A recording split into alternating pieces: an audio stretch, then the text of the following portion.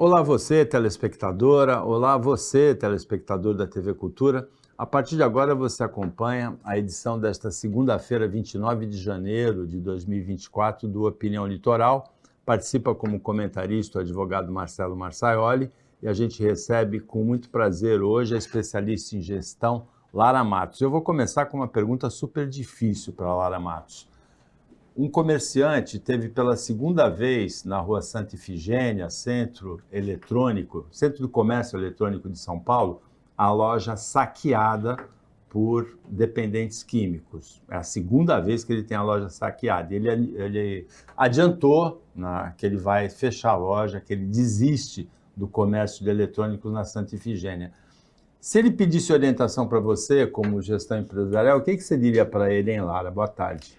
Boa tarde, Paulo. Olha, é uma situação extremamente delicada a considerar que todo um estoque, toda uma história de empreendedorismo vai, em questão de segundos, por água abaixo. Então, na realidade, ele poderia estar optando por outra forma de comercializar esses produtos, que não somente o presencial em um ponto tão crítico como é aquele local, mas talvez partir para a questão digital, enfim, não desistir de empreender, porém, ele precisa reaver muito dos conceitos que ele até hoje sustenta em face de duas vezes ter sido prejudicado em face dessa circunstância social. Ele tem a venda virtual muito forte, Marcelo, mas ele é um entusiasta do turismo de compras, da venda presencial, do emprego do balcão. Então, as declarações dele são muito tristes. Agora, pior é o residencial. A pessoa que a van escolar não entra na rua, porque tem medo de ser depredada. O morador tem medo de ir na padaria, porque pode ser agredido, pode ser assaltado. É uma situação inadmissível. É o direito de ir e vir tolhido, e as autoridades da maior cidade do país, do maior estado do país, não conseguem lidar com essa situação? É como se fosse um estado de guerra, né? A gente acha que estado de guerra é só quando tem míssil ou tanque de guerra, e não é, a gente tem guerra urbana. E essa é uma guerra urbana de saúde mental, de dependência química, que é muito mais séria, é um problema social. Tragédia anunciada, a gente fala, né, Paulo? A Cracolândia é uma tragédia anunciada. Quantas vezes ela não foi daqui para cá?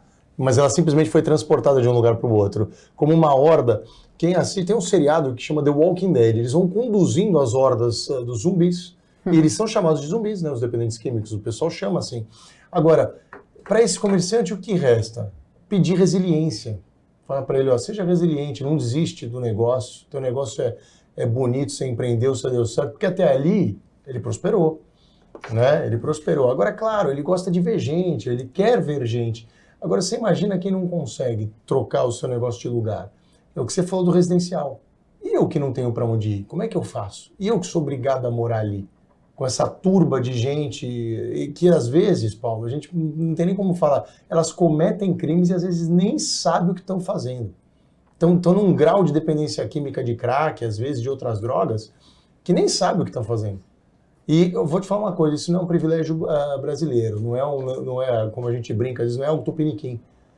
Eu fui ano passado para os Estados Unidos, fui a Los Angeles, e eu fiquei impressionado com os usuários de metadona e de outras drogas, que são tão ruins quanto crack, mais nefastas ainda, vagando pelas ruas, mas aí sim como zumbis mesmo, como mortos-vivos, caindo pelos lados. Eu presenciei uma daquelas famosas entradas numa loja de uma pessoa que pega até $100 e vai embora, e eles têm orientação para não reagir, para deixar. O comerciante local tem orientação para deixar. E as autoridades para permitir, para evitar conflito social, o que parece um absurdo. Estava numa farmácia, as farmácias lá parecem verdadeiros supermercados. O cara entrou, pegou a garrafa de água, pegou um salgadinho, saiu andando, eu olhei, perguntei em inglês pro cara, o que é isso? Ele falou, aqui até $100 a gente é recomendado não fazer isso. Eu falei, você recupera isso no estado? Até uma quantia eu recupero. Eu noticio, é tudo na boa fé, eu recupero. Então a gente vê que esse é o problema, quando a gente fala problema crônico de drogas, ele é um problema mundial. É que bate na nossa porta aqui, soma com pobreza, soma com falta de instrução muitas vezes, soma com outras coisas. Mas é de uma tristeza muito grande. Para esse comerciante, é uma vida que acaba. Torcer para que ele tenha resiliência para se levantar e continuar. Lara, o Marcelo Marcioli citou a palavra resiliência, que é uma palavra que ganhou força nos últimos anos. Na gestão empresarial, ela é muito importante? Ela é bastante importante a considerar que nada mais é do que a sua capacidade de você resistir a um efeito nocivo, mas, é claro, recuperando as suas forças e tentando novamente de forma diferente. Hoje se fala muito em antifragilidade, que nada mais é do que uma substituição a essa palavra, que vem do autor do Antifrágil, um livro bastante conhecido na gestão. Então, ser resiliente é justamente você passar pelos vieses que você precisa passar como empreendedor, mas buscar soluções diferentes para, muitas vezes, os problemas apresentados. A considerar que nós estamos num mundo extremamente dinâmico, então você precisa ser, de fato, resiliente para poder continuar a sua empreitada, o seu empreendedorismo, enfim. E comentando aqui sobre o que o Marcelo falou acerca dos Estados Unidos, só um detalhe, na Califórnia isso está muito forte, né, Marcelo, porque é um estado mais liberal, e eles inclusive têm máquinas que oferecem kits para esses usuários, para eles pegarem de graça, sem custo, à medida que eles, de alguma forma, têm algum ímpeto, alguma necessidade de uso. Então, só voltando, né, na questão da resiliência, ainda que de fato a gente precise desenvolver essa competência como profissional, como empreendedor, isso é fundamental diante do país que a gente vive, né, Paulo? Esse kit que a Lara cita e a atitude de não ir atrás de um roubo, né, um furto de até $100 por parte de um dependente químico, é, como diria o ex-presidente do Corinthians, Vicente Mateus, uma faca de dois legumes. Tem um lado humanitário, claro, benéfico. Agora, não é um estímulo, não é uma facilitação da permanência nesse estado de zumbi? Mas é como muitas vezes algumas pessoas do poder público são mal interpretadas quando falam não dê esmola, ajude essas pessoas a procurarem as autoridades, os locais, os equipamentos públicos necessários. Aí você fala, não, mas você está falando para não dar comida, isso é desumano e tal. E essa é uma interpretação errada, porque, na verdade, o poder público ele tem equipamentos. Você vê o Bom Prato, a gente falou disso outro dia, né? O Bom Prato, a R$1 você come uma refeição fantástica. E a gente sabe que no semáforo mesmo, eles ganham muito mais do que R$1. Então, eles têm condição de comer nos equipamentos públicos e tudo. Então, não é uma questão de desumanidade, é uma questão de estratégia, é uma questão de planejamento, é uma questão de política de médio e longo prazo. Santos, Paulo, cidade, a terra da igualdade e da caridade, né, da liberdade e da caridade, é muito tentadora, né? Santos tem um ambiente, é um habitat propício, porque pessoas super generosas. A gente tem uma população comiserada, generosa, aberta a ajudar o próximo, o que é bom, não é ruim, a gente tem uma população com essa personalidade. Mas aí você tem chuveiros na praia, você tem a praia, você tem, às vezes, pessoas que levam... Eu vi uma vez montaram um acampamento mesmo, com barraca e tudo, ali perto, na Vila Matias, e a pessoa tinha 3 cachorros. Parava carro com um saco de ração, para ajudar os cachorros também. Então, assim, a população, ela acha... É o caminho que eu posso ajudar, entendeu? Então, muitas vezes, Paulo, isso daí pode ser, sim, um assistencialismo perigoso. Sim. Se não tiver estratégia... Por exemplo, se o governo americano está dando esses kits, mas ele vai ter uma ação ali, que é uma ação de, olha, a curto a gente faz isso, para alimentar e não deixar morrer. Mas a médio, o nosso projeto é esse. Aí é válido. Aí você está salvando a vida imediatamente para não deixar deteriorar. Que é o projeto da Prefeitura de Santos de pagar o aluguel diretamente para o proprietário, para algumas dessas famílias, mas com vacinação, com tratamento, saúde, né? Com capacitação, com esse tipo de coisa. A atitude diante do sofrimento do outro é interessante. Tem a pessoa que tem satisfação em ver o sofrimento do outro, é o cruel, é a crueldade, né? Tem a pessoa que fica indiferente, é o egoísta. Tem a pessoa que se apieda, que tem piedade, é a que olha o sofrimento do outro de cima, né? E tem a compaixão, que é o que comiseração, né, que o Marcelo se referiu, que é a atitude muitas vezes natural, mas impensada nossa, que é a de sofrer junto, né? No mesmo nível da pessoa em sofrimento, né? Eu já passei por uma experiência dessa, né? Uma vez eu fui, de fato, com um grupo de amigas, entregar alimento para as pessoas que ficam na rua aqui na cidade de Santos. Isso faz muito tempo. E, na realidade, nós abortamos esse projeto. Eu entendo as pessoas que fazem e não condeno, porém, as necessidades, elas não são necessariamente de fome aqui na nossa região. E esse movimento meu começou justamente porque eu queria entender e me aproximar dessas pessoas, como eu poderia ajudar. Então, quando a gente tem uma visão mais sistêmica e você verifica que não necessariamente é uma questão de fome. É claro que muitos deles pedem algum troquinho para comprar algum alimento, enfim. Mas fome mesmo no Brasil nós temos ali no sertão, naquela região onde não temos condições como, por exemplo, uma cidade de Santos oferece. Então nós temos aqui situações onde essa situação, como você coloca, de você se colocar no lugar do outro e querer ajudar, muitas vezes, no meu ponto de vista, ela acaba atrapalhando, porque essas pessoas elas não vão sair dos semáforos para pedir. E ontem mesmo, domingo, eu estava passeando por Santos e tem muita gente dormindo nas marquises. Então, uma situação extremamente desagradável para quem está ali, sem dúvida, mas principalmente para quem está ali vendo e não consegue ajudar e resolver. Santos não consegue, como nenhuma outra cidade consegue hoje lidar com essa questão, o problema é grave em Santos. Em São Paulo tem mais de 40 mil pessoas, é uma cidade de porte médio inteira dentro de São Paulo, vivendo na rua. Mas, Marcelo, já que você falou de resiliência, como que é a resiliência do empreendedor da hotelaria aqui? Nessa semana, foi o aniversário de São Paulo na quinta-feira, o aniversário de Santos na sexta-feira. Havia uma previsão catastrófica de chuvas que inibiu muitos turistas de virem para cá. O fluxo turístico rodoviário de acesso à Baixada Santista, ao litoral de São Paulo em geral, é o maior do Brasil. Né? Porque a gente tem locais mais turísticos, Rio de Janeiro, Bahia, o próprio São Paulo, que tem o turismo de negócio, mas rodoviário é aqui, que tem as praias, está do lado do interior de São Paulo, do lado da Grande São Paulo. As estradas, Tamoios ficou interditada, parcialmente interditada, né? Uma das pistas, uma das serras ficou interditada e a outra funcionando com as duas mãos, então com aquela interrupção de tráfego. Mogi Bertioga interditada, problemas no sistema Anchieta Imigrantes, problemas na Cônego Domênico Rangoni.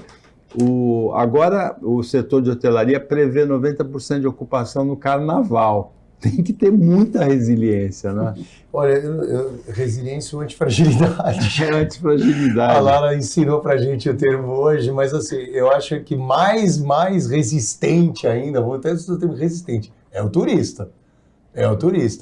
Agora, aqui... 4, 5 horas de permanência numa estrada, né? E aqui era previsível. Haja antifragilidade, então, né? Era previsível esse feriado para quem vinha para cá, para o litoral, para Santos e Baixada. Por quê? Justamente, o litoral norte todo fechado. Fechado ou meia boca de não conseguir passar. Então, o povo migra. Outra, a gente sabe que é o aniversário da cidade de Santos, além de ter, quando tem o baile da cidade, vem uma grande banda, como veio o Jota Quest, e a gente sabe também que tem um show gratuito na praia. Então o pessoal sabe. Teve show gratuito e teve muito mimimi, porque teve um bombardeio. Os fogos que sobraram do Ano Novo, parecia um bombardeio. Foram... Não, mas foi abrupto, então foi assustador. A minha cachorra ficou doida. Eu acordei achando que era... Eu durmo cedo, né? Achei que era tempestade. Eu acordei assustado. Teve uma amiga da minha esposa que pensou que estava bombardeando Santos. Eu falei, olha, se tem um lugar que não tem por que bombardear, é Santos. A gente não tem inimigo. Não, talvez no século XVI, né? Na época do Brás Cubas. Mas o setor hoteleiro aqui, Paulo, eles querem mais movimento. Então, ótimo que venha muita gente. O problema, eu miro, é no desconforto para o turista e para o santista. E o santista que precisa, por exemplo, como eu subi e desci na sexta-feira, porque eu tinha reunião em São Paulo, onde não era feriado. A sorte foi que a gente subiu pela Anchieta, porque pela Anchieta não tem trânsito. E era a melhor opção. A imigrante já não dava para subir, já não estava dando, porque já tinha gente voltando por causa da chuva. Com a chuva, você fala assim, pô, a previsão tá... As semanas que se fala que a chuva é a semana inteira. E mesmo assim, esse povo todo descendo, tem alguma coisa errada. O povo está muito resiliente. O povo, você falou do setor hoteleiro, esses não. Esses daí estão ali para ganhar. Agora, o cara que vem com o franguinho dele na malmita, né? Para comer de galfo e ficar aqui na praia tomando a cervejinha, esse daí, Paulo, esse daí sofre. Depois do intervalo, a Lara Matos, que é especialista em gestão, ela vai contar para a gente se ela tem algum cliente aí do setor hoteleiro. A gente volta já já.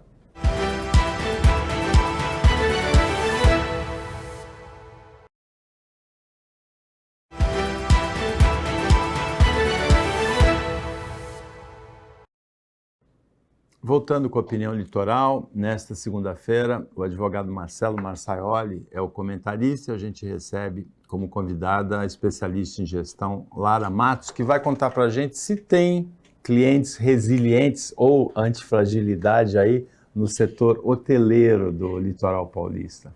Eu tenho um cliente que, na realidade, ele tem um grupo de empresas, inclusive algumas delas são hotéis. Mas, na realidade, a estadia está paga, né, Paulo? Então, a maior dor mesmo é do turista que tem todo esse trâmite em relação à estrada, trânsito, enfim. Porque com a estadia paga, ele só vai chegar um pouquinho mais tarde. Então, o setor hoteleiro, de alguma forma, ele se garante nessas épocas e, principalmente, o carnaval, onde a perspectiva é muito positiva. 90% a perspectiva de ocupação. Mesmo com o medo das caravelas portuguesas, né? No mar aqui da Baixada, Marcelo. Você está assustado, não está? Eu tô com a notícia que você mandou para mim, eu fiquei assustado, né? As pessoas banhistas aí que desavisadamente entram no mar e não prestam atenção, mas também é difícil não prestar atenção, porque a caravela portuguesa ela não é que nem aquela água-viva pequenininha que queima também. Ela é grande. Se você vê as... Grande e linda, né? Multicolorida, né? É um bicho bonito, né? Você olha até ela nadando, quando você vê aqueles documentários embaixo d'água, é linda. E aí quando está em bando é mais bonito ainda. Só que é extremamente perigoso. Causa queimaduras graves e dependendo do grau de contato, ela pode causar paralisia, como foi nessa notícia que você mandou. Né? O biólogo encostou, já paralisou o braço. Agora, no diafragma é muito perigoso, porque a gente precisa do diafragma para respirar. Então, e além de reações alérgicas que podem levar à morte, a um choque anafilático, alguma coisa assim. Então, precisa tomar muito cuidado. Quem nunca, né? Em cidade litorânea, todo mundo já teve uma água-viva que passou pela barriga, queimou. Agora, precisa tomar cuidado, precisa prestar atenção no mar, onde você está, se tem alguma coisa ali. Elas são grandes, pode chegar a dezenas de metros. Não sei se a palavra certa seria o tentáculo, né? Porque não é um tentáculo como de polvo, mas as ramificações dele são muito longas, né? Então precisa tomar um cuidado. E eu pelo menos, né, tem muitos amigos santistas aqui que gostamos de nadar até o farol. Então, de fato, isso é um grande problema, né? Porque muitas vezes você, embora ela seja muito bonita, ela se chama caravela justamente porque ela fica com uma parte externa visível que é diferente da outra, que é água-viva, né? Ela é como se fosse um disco, água-viva, mas enfim, ainda que ela seja visível, muitas vezes você está ali nadando e você não percebe. Então esse é o risco aí, você que gosta de nadar até os faróis, a gente conhece muita gente, né, Marcelo, que tem esse hábito, tem que ficar de olhos abertos, mesmo porque isso é muito comum aqui no verão. A gente falou de turismo e nesse final de semana fez a viagem inaugural um transatlântico de 365 metros de comprimento, um gigante. Maravilhoso. 5 vezes maior que o Titanic, 7.000 passageiros. É o ícone dos mares, traduzindo o nome dele, Marcelo. The Icon of the Seas. Na verdade, 8.020 decks. Eu tive a curiosidade de olhar. 20 decks, 20 andares. 8.000 pessoas, um pequeno município. São 1.000 tripulantes e 7.000 passageiros, é isso? Exatamente. Assim, é uma estrutura, Paulo, de cidade. Um navio, os cargueiros desse tamanho, 2 cargueiros desse tamanho atracaram no Porto de Santos no ano passado. Nas 2 vezes, se você lembra, Marcelo, houve operação especial para atracação desses cargueiros de 360 metros de comprimento, que incluiu a interdição, né, a paralisação da travessia de balsas entre Santos e Guarujá. E os ambientalistas, claro, caíram matando porque usa-se metano, né, GNL aí como combustível, e eles alegam que isso é 120% a maior do que outros combustíveis. Então vai na direção contrária. Eles falam, olha, é um retrocesso, porque o vazamento de metano que vai no mar, que acontece corriqueiramente com alguns combustíveis de transatlânticos, ele é muito mais tóxico e muito mais prejudicial ao meio ambiente. Então, a Royal Caribbean está aí dormindo com esse barulho, mas vai continuar andando pelos mares aí sem parar. É um navio bonito, eu vi o vídeo dele, é um navio... Por enquanto, só hemisfério norte. Né? Eu acho que aqui também vai ser difícil, Paulo. Sim. A gente tem o bom e velho problema do calado, né? Eu acho muito difícil. Não, mas os cargueiros de 365 metros entraram no Porto de Santos no ano passado. Mas né? eu não sei ali qual é a profundidade desse navio, não me aprofundei nisso, com o perdão da ironia, né? Mas eu tenho alguns navios de contêiner que ainda não conseguem entrar aqui também, né? Especialmente os grandes chineses, né? E acho que pode ser uma dessas situações. Mesmo assim, os grandes navios da Royal Caribbean, eles ficam mais nos Estados Unidos, eles fazem Fort Lauderdale, eles têm aquela rota Caribe, lá do Caribe. né? Eles não vêm para cá. Eu sou uma entusiasta, né? Eu viajo todo ano, eu adoro o navio. A Royal, ela não vem mais para o Brasil, por uma questão de custo, né? Estratégia, Aqui é né? muito alto o preço. Porque Mas, aqui o navio de cruzeiro, ele é obrigado a contratar tripulantes brasileiros e é obrigado também a fazer algumas compras no Brasil. justamente, 30% da tripulação tem que ser local, né? Do Brasil. Mas a questão também é que a costa também tem usado esse tipo de gás natural liquefeito. Então não é só uma questão da Icon, né, of the Seas. Talvez até por uma questão mercadológica eles estão dizendo, olha, é um navio sustentável, mas tem outras companhias que também usam esse tipo de combustível. Agora, a sua área é gestão de recursos humanos, né? E essa área de trabalhar, essa área de trabalho em cruzeiros marítimos, ela exige uma preparação especial, mas ela apresenta também uma oportunidade muito boa, né? De conviver com outra língua, de conhecer outros países, de fazer uma poupança, porque enquanto você está viajando, você não está gastando, né? Pelo menos quando está no navio, quando entra na cidade, sim, quando para, sim. Então é uma área bem interessante, principalmente para quem está em começo de carreira, né? Justamente, Paulo, eu conheço muitas pessoas que embarcaram nessa e hoje essas pessoas, quando vêm visitar o Brasil, eles de fato, né, falam outros idiomas, uma visão de mundo muito mais ampliada e também ganham em dólar ou euro, né, então acabam fazendo um pé de meia. Não necessariamente eles perpetuam isso para a vida inteira, mesmo porque cá entre nós deve ter uma hora que cansa, né? Porque você fica 24 horas praticamente naquele ambiente. Mas eles conhecem várias partes do mundo, então particularmente para você que quer se aventurar, eu digo aventura, mas não necessariamente, os riscos são totalmente calculados, existem empresas sérias que fazem esse recrutamento, essa seleção, eu acho uma excelente alternativa. Eu tenho amigas que trabalharam como camareiras e é sofrimento, viu? Porque é 15 horas por dia arrumando cama, fazendo o mesmo movimento. Todo mundo depois tem tendinite, problemas de repetição e eles não têm dó. Você tem que ir o tempo inteiro. É um trabalho num ritmo frenético. Você ganha bem, mas você trabalha demais. Não é... O pessoal pode achar que tem algum glamour que você vai viajar de navio. Não tem. É trabalho muito sério e muito árduo. É muito suor, né? Por isso que a maioria são tailandeses. Filipinos, justamente. Por que a característica de tailandeses e filipinos? Eles são mais, digamos... Antifragilidade? Não, condicionados a isso. Também. Condicionados. Mais submissos. E trabalham desde os 13. Mais submissos. Tem alguns desses países que permitem trabalho já infantil, então assim... E realmente tem muito tailandês e muito filipino, Filipino né? tem demais. Nos navios, né? Agora, é tão grandioso esse navio que são quase 8 mil pessoas, mas são 2.300 tripulantes. É quase um tripulante para cada 3 passageiros, né? E, claro, o batismo dele na Flórida foi com ninguém menos do que o Inter Miami e Lionel Messi. O Lionel Messi é o embaixador desse navio, né? Ele fez parte de uma pré-viagem inaugural, né? Exatamente, é isso aí. Está bem apadrinhado. Marcelo, 2 questões que vêm sendo muito discutidas recentemente, porque a gente passa por uma degradação da segurança pública no Brasil, e a gente falou agora, no bloco anterior, do problema da Cracolândia.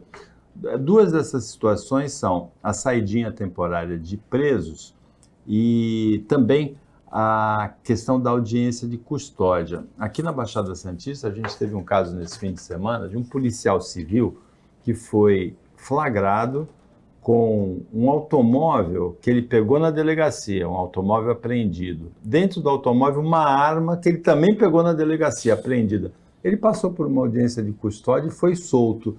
Nesse episódio da Cracolândia, vários ladrões identificados, eles tinham sido presos na semana anterior, passaram pela audiência de custódia e estavam novamente roubando na semana seguinte. O que é? Eu não sou um criminalista, mas eu sempre tive a curiosidade sobre esse instrumento. Para que foi criada a audiência de custódia, Paulo? É assim, quando você pega um preso em flagrante,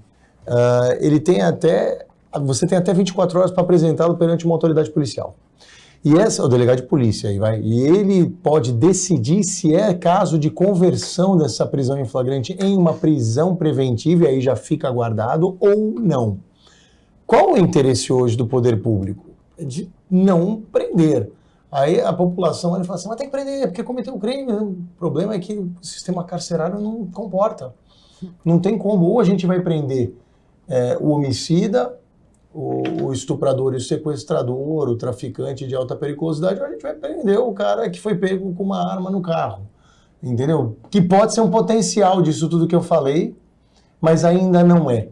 Então, é o ideal? Claro que não é. Mas a audiência de custódia hoje, ela, sinceramente, ela não é feita para prender todo mundo. Ela é mais feita para avaliar, a pessoa fica marcada, ela entra no sistema, ela entra, vai seguir o processo crime contra ela não está livre, não é isso. Ela só não vai ser presa em flagrante, ficar encarcerada em flagrante se a autoridade ali decidir. Mas pode ficar também. O que a gente tem visto é que tem soltado mais, porque não tem jeito, Paulo, não tem como. O sistema não dá conta. Não dá conta. O Brasil nos preparou para isso, não tem um histórico para isso. As prisões hoje, a última coisa que elas fazem é ressocializar alguém, é ajudar a recuperar alguém. A última coisa, no fim das contas, vira uma escola de crime, pior ainda. Quem entra acaba se tornando parte de crime organizado. É muito... Você não vê... Em alguns lugares do Brasil, eu conheci uma pessoa do Rotary de João Pessoa, eles têm um programa de ressocialização de presas. E os presídios femininos lá dão muito certo. Mas existe todo um programa, uma estrutura montada em volta para que isso aconteça. Mas não é fácil. Aqui em São Paulo o fluxo é muito maior, não é fácil. Um levantamento da semana retrasada mostrou que enquanto se gasta R$1 para ressocialização de preso, se gasta R$500 mil, R$1 milhão para construção de prisão, para manutenção de prisões, para manutenção de tropas na polícia militar, de efetivo da polícia civil. Então é um país que não investe na ressocialização do preso. E a função da prisão seria essa. Eu vou poupar a Lara desse comentário, que na volta ela vai comentar uma expressão que eu nunca tinha visto. Tem a empresa e tem a eu presa. A Lara explica depois do intervalo.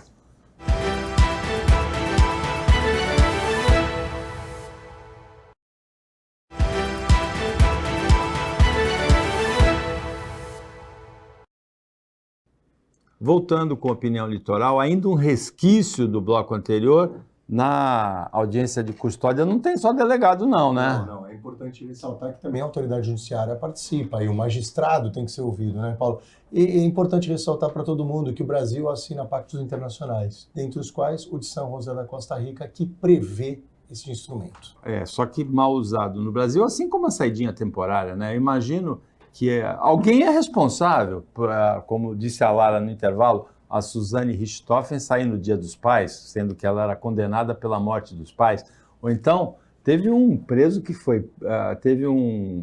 de saidinha que foi capturado na represa, acho que era na represa Billings, num jet ski com a tornozeleira eletrônica, assim, descumprindo todas as medidas da saidinha temporária, né? Exato. Só faltava ele assaltar com o jet ski, né? E estatisticamente a gente sabe que não volta todo mundo. Isso. Então um percentual fica de fora. São instrumentos que teoricamente eles têm utilidade, né? Lógico que a gente entende que a saidinha temporária ela é um instrumento de ressocialização, que é alguma coisa em que o país não investe, de presos, não é? Mas não usada da maneira como é usada no Brasil. Tem um número, Paulo, que acho que foi a Veja que apresentou que nos últimos 4 anos, 25 mil presos não voltaram. Isso não é a maioria, não é, de longe, é uma pequena parte, mas 25 mil é uma pequena grande parte, né? É uma cidade, né? Lara, explica pra gente a coisa da eu presa, nunca tinha visto isso, da empresa. Então, Paulo, é um termo eu presa, né, que se refere ao mito do empreendedor. Ou seja, ter um negócio, ter uma empresa, isso falamos agora, né, acerca dessa situação desse comerciante, não é para amadores. Eu sempre busco falar isso, porque na realidade, provavelmente, como é que se abre um negócio?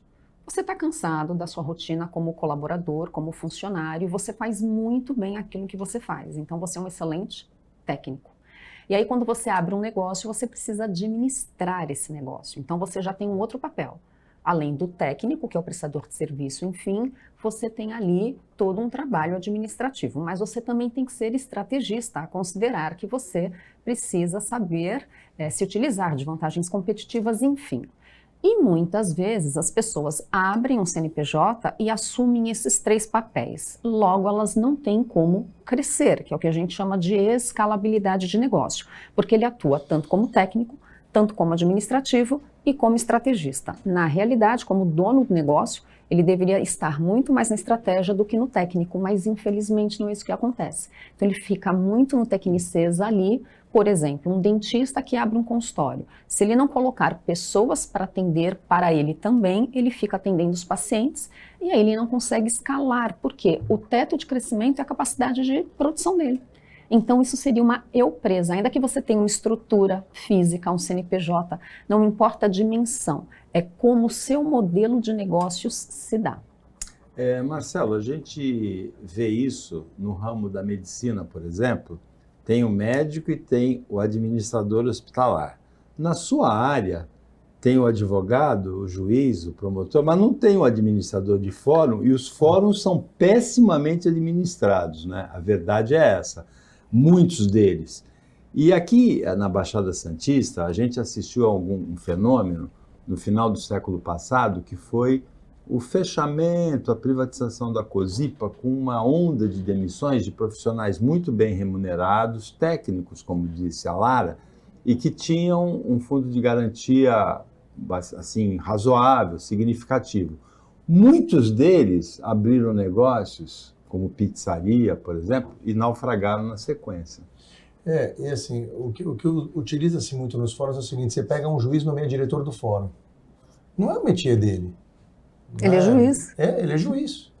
E aí depois ainda tem gente que aponta dedo, sabe, sacrifica, exige um monte. Eu falo assim, gente, tá quebrando um galho pro Tribunal de Justiça, devia ter um gestor do fórum, né? Como tem gestor hospitalar, né? Exato, e olha, não precisa ir muito longe, Paulo, o próprio os escritórios de advocacia também. Existem transições que são muito duras para o advogado, quando ele deixa de ser o técnico para ser gestor. E ele tem que. A gente tem muito amor à questão técnica, mas não tem jeito. Uma hora, se você crescer, você tem que ser um pouco mais gestor, um pouco menos advogado, e você tem que ir a campo tentar aprender para fazer as duas coisas. Ou chamar gente capacitada, que para mim, ainda a melhor ferramenta é chamar gente de outros ramos de fora, com outro olhar, sem os vícios que o empresário tem. O empresário tem muito vício. Né? Mas talvez o maior problema do empresário é aquele que não tem autocrítica. E tem muito empresário que nunca leu livro nenhum, Lara. Opa! Não sabe o que é antifragilidade. Informação é poder, né, Paulo? Nós estamos numa era onde informação é poder. E infelizmente, porque é o seguinte, quando você tem um negócio deu certo. Deu certo, por quê? Porque eu sempre fiz dessa forma. E aí você se acha dono da verdade, Justamente. Não precisa ouvir ninguém, não é? Justamente. Acontece que precisamos sim nos atualizar, a considerar o dinamismo da sociedade, das empresas. Então, nós precisamos ter estratégias para ficar preponderante naquilo que você faz. E para isso é conhecimento, não tem segredo, educação corporativa. Marcelo, e a notícia do dia, que é a operação da Polícia Federal no gabinete e na residência também, não é, do vereador Carlos Bolsonaro, filho do ex-presidente Jair Bolsonaro, no Rio de Janeiro. Essa operação, ela é uma sequência, ela é uma continuação daquela operação que começou na semana passada, da Polícia Federal investigando um esquema de arapongagem, de bisbilhotagem, de espionagem clandestina de políticos que se opunham ao governo Bolsonaro e até de ministros do Supremo Tribunal Federal. Tem uma chiadeira muito grande, que há invasão, que há desrespeito de direitos básicos. Isso é uma questão delicada, eu não conheço uma alternativa, mas quando você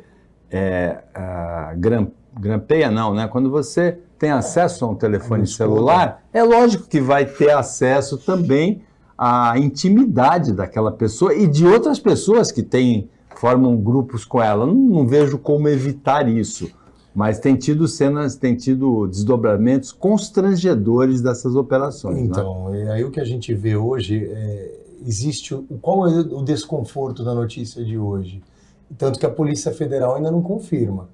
É que ela teria apreendido computadores da ABIN, né? Que receberam coisa da ABIN, da Agência Brasileira de Inteligência, que deveria ser um órgão também independente. A ABIN isento. É o foco da investigação. Exato, então, deveria ser isento. E o que tem? Nesses computadores tem informações, teriam informações sobre o Carlos Bolsonaro. A gente sabe que vai ter coisa de todo mundo, não é só dele não, viu? Não é só dele, não. Não pensem que o Carlos Bolsonaro é a única pessoa que está lá. O gênio do mal, né? Não, é um dos, né? Mas assim, a gente sabe que tem muita gente de esquerda, de direita, de centro, de tudo. Como eu falei uma vez, você gostou da palavra que eu usei. Eu acho que direita e esquerda, para lá e para cá, está demodé, né? Mas... o que está demodé é a palavra demodé, né, Marcelo? Vamos combinar. E aí vem... E qual é a outra chiadeira e a outra... e o que se grita é que quem é o relator, adivinha quem é o relator no Supremo. Você, telespectador, adivinha, você tem uma chance. É o Cássio Nunes Marques. Senão seus cabelos vão cair agora e você vai ficar igual a ele. É o Cássio Nunes Marques. Não, é o André Mendonça. Alexandre de Moraes. Então tem a chiadeira porque a gente sabe que ele é um desafeto público da família Bolsonaro. Agora, vamos combinar, aí tem uma dose de burrice, porque eu já vi uma fotografia que explica logicamente por que não pega grampo no Alexandre de Moraes. Não tem um fio de cabelo para colocar o grampo. Cheio de graça. Mas enfim, eu vi uma foto dizendo assim, está explicado por que não pega o grampo no Alexandre de Moraes, só colando o grampo na careca dele, né? Como as mães fazem com os bebês, com a fitinha. E aí vamos ao cerne do problema. Que informações se buscam, né? Para você, telespectador, que talvez não esteja afeto a isso. Lembra das fake news? Lembram da disseminação de fatos coordenadamente por bots, por robôs, por outros correligionários que se dedicavam a uma rede para espalhar fake news nas eleições? Justamente, haveriam informações nesses computadores que provam isso de maneira cabal. Então isso é muito sério e tem esse desconforto da Polícia Federal bater na porta da ABIN e falar, escuta, eu quero ver aí o que você fazia de errado. Aí alguma coisa a declarar, analisar, Lara? É a questão do fla-flu que nós estamos passando na política, né? Enfim, e por conta disso, muitas coisas acabam sendo levadas para esse caminho. Então, quando a gente não consegue entender, falando um pouquinho com os termos, o jargão da gestão, né? A causa raiz do problema, existem muitas variáveis que são influenciadas por interesses políticos, econômicos, enfim, acabamos tendo aí muitas vezes resultados não satisfatórios e são informações extremamente importantes para que a gente possa seguir aí com o desenvolvimento da política, economia e nosso país. Chegamos ao final do Opinião Litoral desta segunda-feira, agradecendo a participação do Marcelo Massaroli, também da Lara Matos, boa sorte na continuidade da carreira. Agradecendo o trabalho da equipe técnica daqui do Sistema Costa Norte e de jornalismo, e agradecendo principalmente a você que acompanhou a gente em mais essa edição. Até amanhã, nesse mesmo horário, depois do Jornal Litoral, e uma ótima semana para você que você merece.